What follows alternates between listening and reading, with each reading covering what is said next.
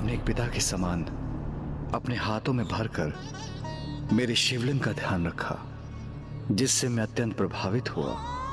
इसलिए मैं आपको वरदान देता हूं कि मैं स्वयं आपके पुत्र के रूप में प्रकट होऊंगा। मैं तो इसी विचार से व्याकुल हूं कि उनके जन्म लेते ही मैं अपने पुत्र को अपने अंग से लगाऊंगा या उन्हें प्रभु मानकर उनके चरण स्पर्श करूंगा।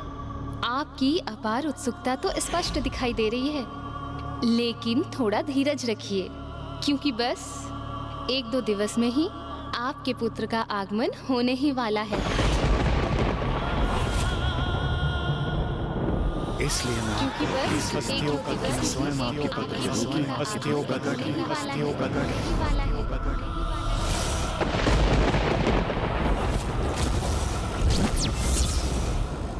मुझे स्वयं पर पूरा विश्वास है। किसी भी स्थिति में मेरा आचरण सदैव शुद्ध ही रहेगा। मैं कभी भी विचलित नहीं हो जाऊंगा। यदि दुर्भाग्य की छाया मुझ पर पड़ भी गई तो भी मैं धर्म पथ से दूर नहीं होऊंगा। ये आपके धैर्य की, आपके धर्म परायणता की अंतिम परीक्षा है ऋषिवर। अब देखना ये है कि ऐसे समय में जबकि आप मेरे आराध्य भगवान महादेव के अवतार के पिता बनने वाले हैं, आप अपने जीवन का बलिदान करके धर्म के प्रति अपनी निष्ठा का परिचय दे पाते हैं अथवा नहीं।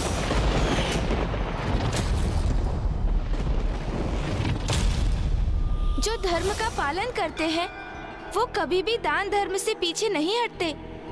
और यहाँ तो देवता एक ऐसे महान ऋषि से दान मांग रहे थे जिन्होंने स्वयं पर विध्वंसक जैसे भयंकर असुर के आक्रमण की चिंता किए बिना एक बार पूर्व में भी देवताओं की रक्षा की थी। इसलिए मुझे विश्वास है इस बार भी ऋषि दधीची ने निसंकोच देवताओं की याचना अवश्य स्वीकार की होगी। नहीं गणेश जी, ऋषि दधीची को यह अधिकार भी तो नहीं था कि वे प्रसव पीड़ा से गुजर रही अपनी पत्नी को इसी हाल में छोड़कर निकल पड़े। उनके तो एक समक्ष समूची सृष्टि थी जिसका एक छोटा सा भाग उनका परिवार था, तो दूसरी ओर उनका परिवार जिसमें व्यक्ति की प्रत्यक्ष सृष्टि बसती है। मुझे ज्ञात है ऋषिवर, जो दान मैं आपसे मांग रहा हूं वो समस्त दानों से परे, वो भी उस समय जब आप स्वयं पिता बनने वाले हैं।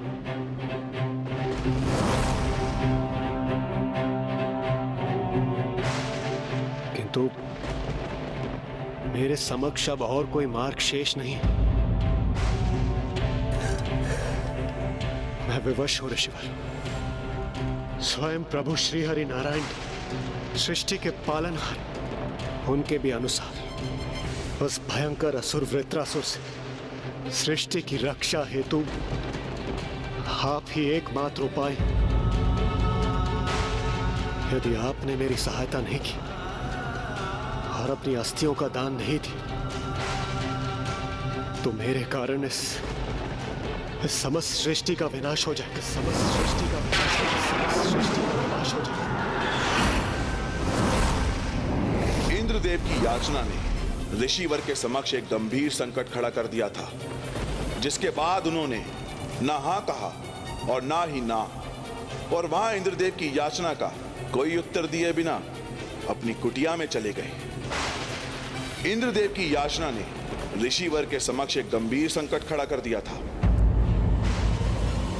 अंततः आप भी विचलित हो गए ऋषिवर, किंतु दान तो ऋषि का धर्म होता है। ऋषि के द्वारा दान मांगे जाने पर उन्हें दान दिया जाना चाहिए। तो विशेष परिस्थितियों में यदि किसी ऋषि से कोई दान मांगे तो ऋषि को भी अपना धर्म अवश्य निभाना चाहिए। किंतु ऋषिवर, यहाँ तो आपने देवराज इंद्र को अपनी अस्वीकृति व्यक्त कर दी, अर्थात आप भी धर्म के पथ से विमुख हो गए।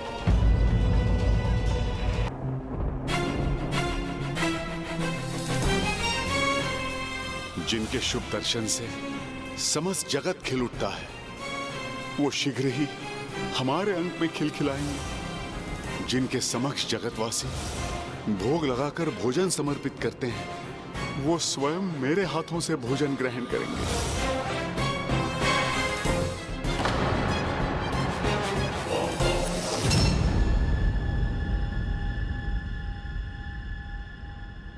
स्वामी आप आ गए।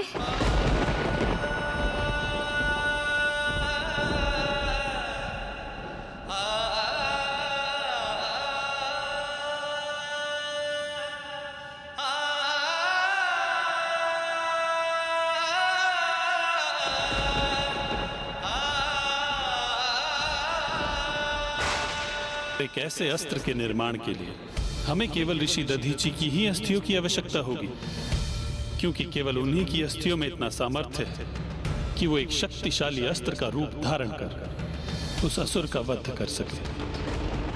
ऋषि दधीची तो निरुत्तर होकर अपनी कुटिया में लौट गए। क्या होगा अब? वहां वो दुष्ट वृत्रासुर समस्त ब्रह्मांड की परिक्रमा पूर्ण कर रहा होगा।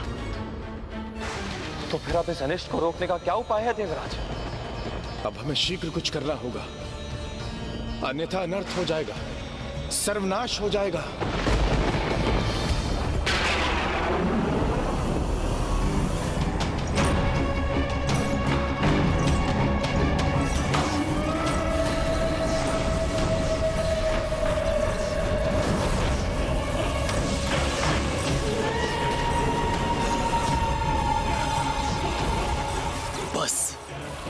अब इस वृत्त के पूर्ण होने की ही देर है, फिर कोई सृष्टि की रक्षा नहीं कर सकेगा।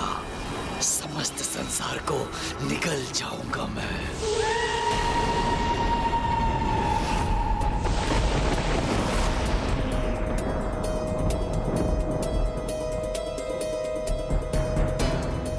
प्रभु, वृतासुर का विनाशकारी प्रकोप अब क्षीर सागर को भी प्रभावित कर रहा है।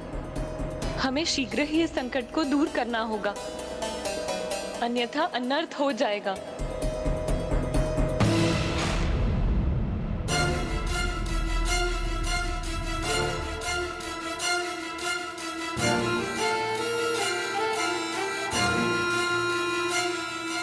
ये कैसा अशुभ संकेत है? ये आपकी कैसी लीला है स्वामी?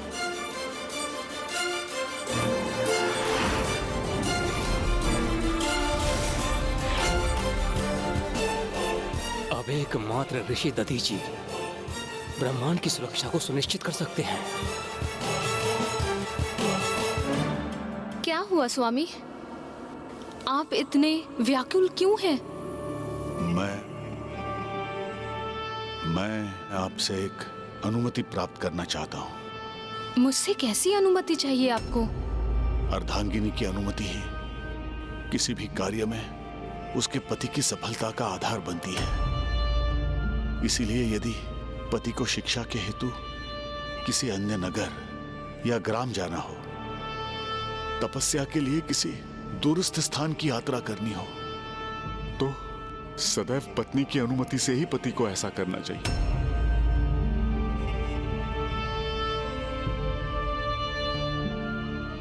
और अब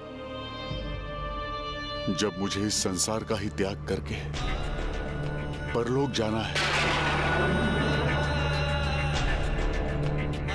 तो आपके अनुमति के बिना कैसे जा सकता हूं मैं? किसी ने मुझसे दान मांगा है देवी। आप इस ऋषि को दान देने की, अपना ऋषि धर्म निभाने की अनुमति दे दीजिए।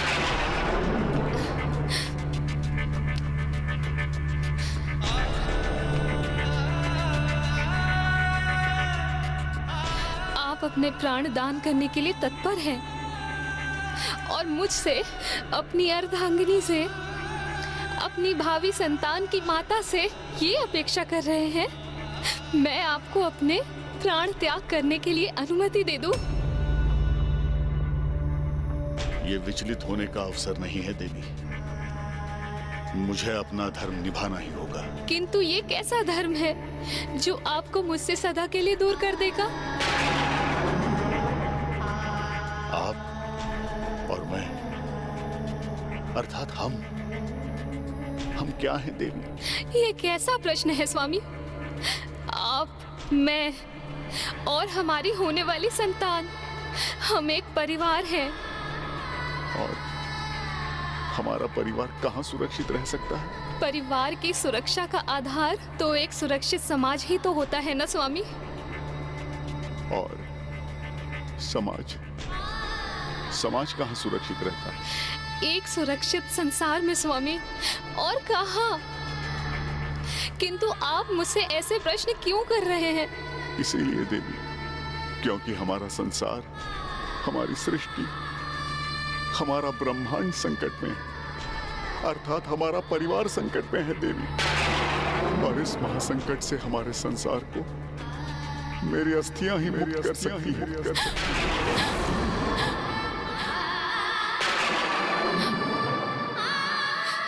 इसीलिए मुझे देवताओं को अपनी अस्थियां दान करने की अनुमति दे दीजिए देवी। किंतु आप अस्थियां दान में देकर अपने प्राण त्याग देंगे तो प्रभु के अवतार के पिता होने का सुख कैसे प्राप्त करेंगे?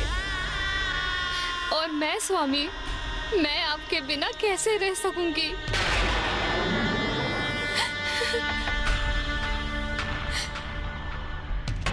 मेरे जाने के उपरांत भी ये संसार मुझे महादेव के अवतार के पिता के नाम से स्मरण करेगा। किंतु यदि ये संसार ही शेष नहीं रहेगा तो कुछ नहीं रहेगा।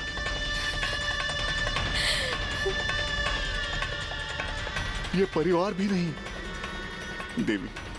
इसीलिए अब विलंब मत कीजिए, मुझे शीघ्र ही अनुमति दे दीजिए।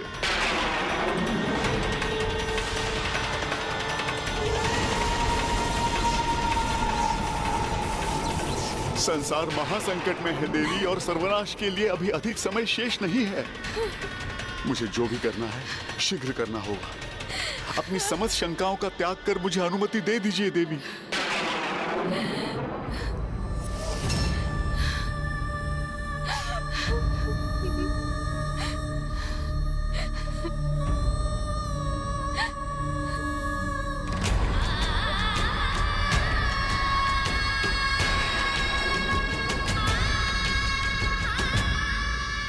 इस अनुमति के लिए आपका कोटि कोटि धन्यवाद।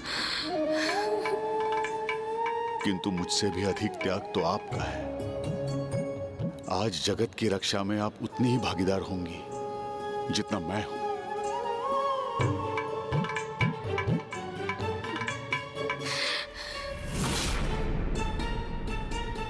दुख तो इस बात का है कि मैं अपने पुत्र के रूप में स्वयं प्रभु को अपने अंक में नहीं भर सकूंगा।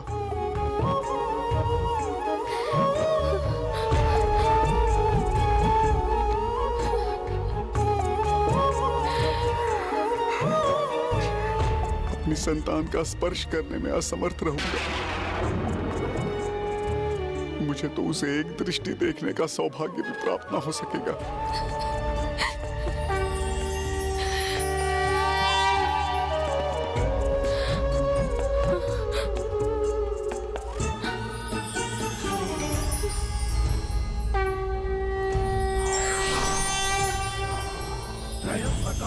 शिवं नमामि हे उमापति जय कंठ जय अनंत नमोस्तुते नमोस्तुते। हो भोलेनाथ भक्त के हो कष्ट से निवारते, ये सृष्टि सारी संकटों से शिव ही है उबारते। हे प्रभु, मुझे दर्शन प्रदान करके आपने मुझे कृतार्थ कर दिया। अब मैं पूर्ण आनंद की अवस्था में अपने प्राण त्यागने के लिए प्रस्तुत हो सकता हूँ।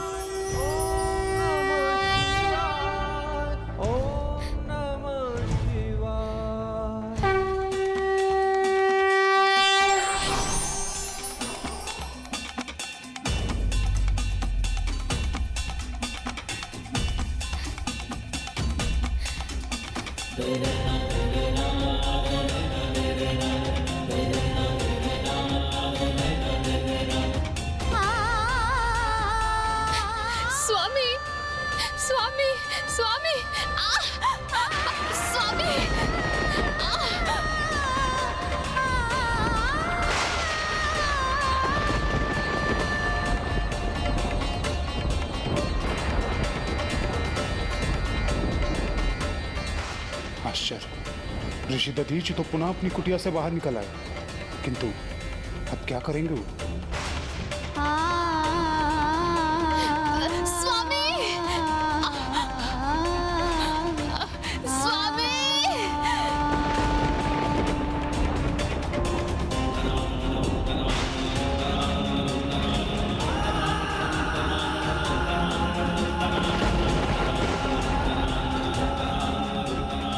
प्रभु शिव की कृपा से संसार को एक दुष्ट और भयानक असुर वृत्रासुर के प्रकोप से रक्षित करने हेतु मैं अपनी अस्थियों का दान करने के लिए प्रस्तुत। मैं अपनी अस्थियों का दान करने के लिए प्रस्तुत।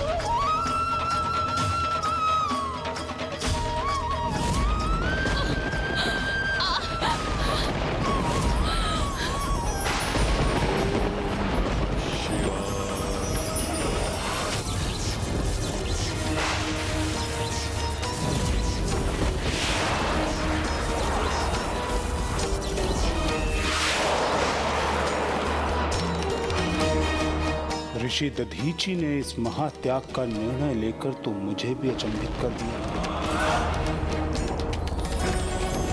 ओम नमः शिवाय।